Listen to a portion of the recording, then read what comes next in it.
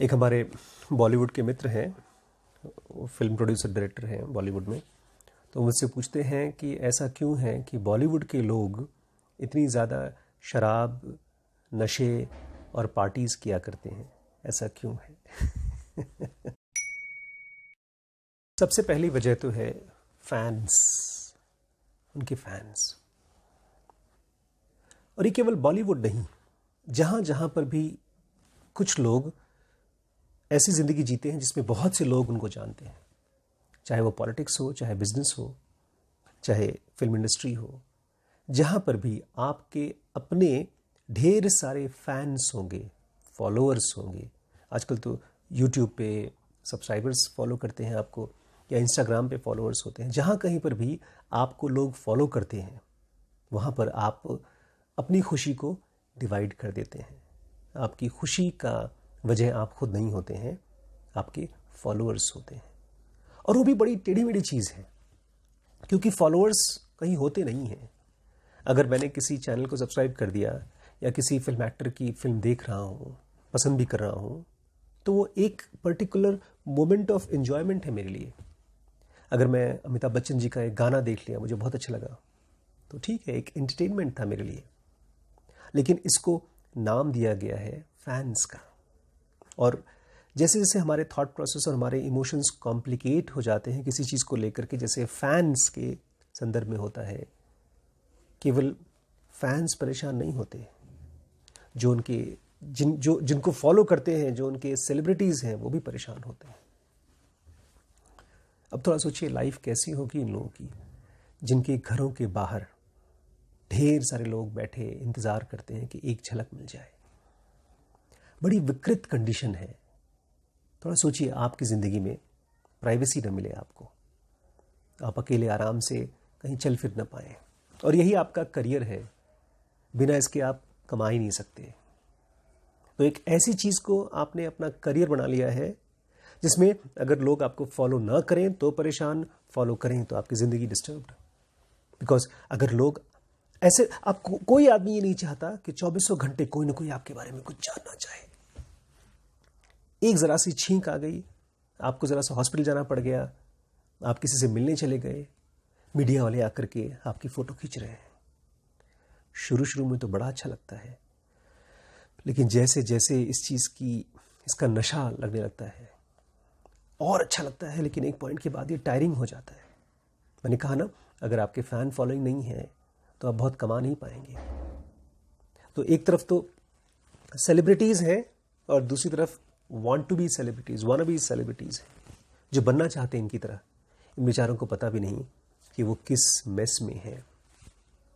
इसलिए मैं चाहता हूँ, अगर आप बॉलीवुड में हैं और आप ऐसी ज़िंदगी से को देखना चाहते हैं कि कहीं आप या आपकी फैमिली में, आपके दोस्तों में कोई ऐसा ना हो जाए जो ड्रग्स और शराब और केवल पार्टीज़ की आदत में फंसना नहीं चाहता, तो वो इसका कैलकुलेशन करे ही ना कि मेरे कितने फैंस हैं या मेरी फिल्में कितना कमा रही हैं। थोड़ा मुश्किल होगा शुरू में, बट इसको एक रियाज बनाइए, अपने काम को करके वापस आइए। और जैसे बहुत अच्छे लोग हैं, इसके बारे में ऑब्जेक्टिव तरीके से सोचते हैं कि जो मैंने काम किया है लोगों को पसंद आया और मुझे पसंद आया, बात खत्म हो गई। जितना आप अपने सो कॉल्ड फैंस से अपने आप को डिटैच कर पाएंगे, उतने ही आपको नशे की आदत नहीं पड़ेगी, पार्टीज की आदत नहीं पड़ेगी। दूसरा है, मुझे लगता है, स्पेशल सर्कल। ये जो कोई भी लोग सेलिब्रिटीज हो जाते हैं, पहले तो मुझे यही नहीं समझ में आता कि सेलिब्रिटीज कौन कैसे होता है। जब आपके बारे में अखबार में लिखते हैं तब, या आपको किसी स्पेशल पार्टी में बुलाया जाता है तब, या आपको पार्टीज में नहीं बुलाया गया तब आपको पता चलता है कि अब आप सेलिब्रिटी नहीं रह गए। एक स्पेशल सर्कल है जिसमें लोग आपकी चर्चा करते हैं, और उस सर्कल में सबको आना अलाउड नहीं है। ऐसे खाली बॉलीवुड में नहीं है, पूरी दुनिया में हर एक जगह पर, हर एक प्रोफेशन में कुछ लोग हैं जो एलीट क्लास अपने आप को मानते हैं, जो अपने आप को बहुत ऊंचा मानते हैं, बहुत स्पेशल मानते हैं, बहुत वीआईपी मानते हैं। और ऐसे लोग अपने क्लब्स बनाते हैं, मिलते हैं, सबको एंट्री नहीं होती। और जब कोई नया एंट्रेंट आ जाता है, अगर मान लीजिए आपकी अपनी बॉलीवुड की एक क्लब है, जिसमें आपको एंट्रेंस नहीं मिल रही है, और अगर किसी तरह से आपको उसमें एंट्रेंस मिल गई तो पता है क्या होता है, जितने लोग पहले से उसमें हैं थर थर कांपना शुरू कर देते हैं।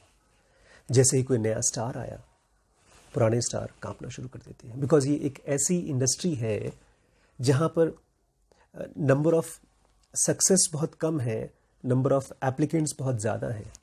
एक साल में कितनी फिल्में सुपरहिट होंगी, आप थोड़ा सोचिए, कितनी क्रिएटिव स्टोरीज आएंगी, कितने लोग देखने के लिए आएंगे। एक डॉक्टर है या एक वकील या एक सीए बहुत खुश रह सकता है, बिकॉज हर एक डॉक्टर किसी न किसी मरीज का इलाज करेगा, या हर एक वकील किसी न किसी अपने क्लाइंट को हेल्प करेगा, या हर एक सीए किसी न किसी कंपनी का फाइनेंशियल डाटा देखेगा, उनको हेल्प करेगा। ज़्यादातर सबके सब खुश होंगे। लेकिन सारे के सारे एक्टर्स या सारे के सारे सेलिब्रिटीज़ उस मकाम पे नहीं पहुंच सकते, बिकॉज मकाम ही कम है।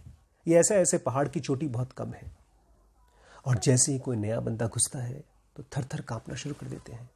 तो अपने डर को कैसे छुपाएंगे, कैसे दबाएंगे? शराब के साथ। देखा नहीं है, मैं सरप्राइज होता था बचपन में जब कोई मुझसे कहता था कि ऋषि कपूर जी बहुत शराब पीते हैं। मेरा मन मानने को तैयार नहीं होता था।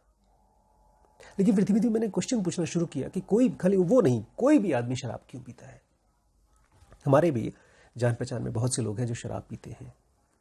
जब मैं उनसे मिलता हूं तो उनकी ज़िंदगी में कोई जॉय नहीं है, केवल पैसे के लिए काम करते हैं, और वो पैसे के लिए काम भी उनको पसंद नहीं आता। उस काम का जॉय नहीं है, इसको कृष्ण कहते हैं ना, कर्म के साथ जो जॉय मिलता है वो नहीं है। इसीलिए अपने आप को बेच कर आते हैं और फिर किसी तरह से पार्टी में अपने आप को शराब से भर देते हैं ताकि नशे में बेहोश हो जाए। तो दूसरा वजह है वो स्पेशल सर्कल। अगर आप उस स्पेशल सर्कल का पार्ट होना चाहते हैं तो आपको ऐसे जिंदगी जीनी पड़ेगी जिसमें गले में रस्सी बांध गई हो। तीसरी है सैलरी।